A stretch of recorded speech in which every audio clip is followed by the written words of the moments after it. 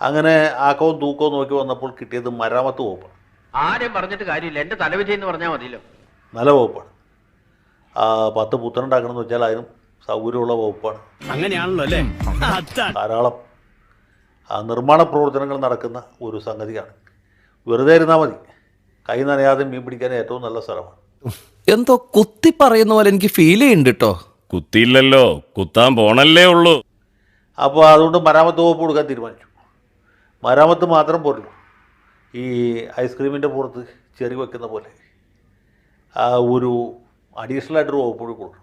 എനിക്ക് എൻ്റെതായ മേഖല ക്രിയേറ്റ് ചെയ്ത് ഒരു കിങ്ഡം ഉണ്ടാക്കണം. ടൂറിസത്തിൽ ഇപ്പോൾ ധാരാളം ഇൻവെസ്റ്റ്മെൻറ്റ് നടക്കുന്ന സമയമാണ്.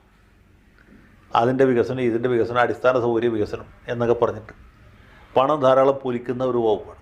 ഈ പറഞ്ഞതിന് വേറൊരർത്ഥം ഇല്ലേ? ഏയ്, അങ്ങനെ പ്രത്യേകിച്ച് അർത്ഥമൊന്നുമില്ല. അത് മാത്രമല്ല, വിദേശ യാത്രയ്ക്ക് നല്ല സ്കോപ്പുണ്ട്. മരാമത്ത് മന്ത്രിയായി കഴിഞ്ഞാൽ വിദേശത്ത് പോകാൻ പറ്റില്ല.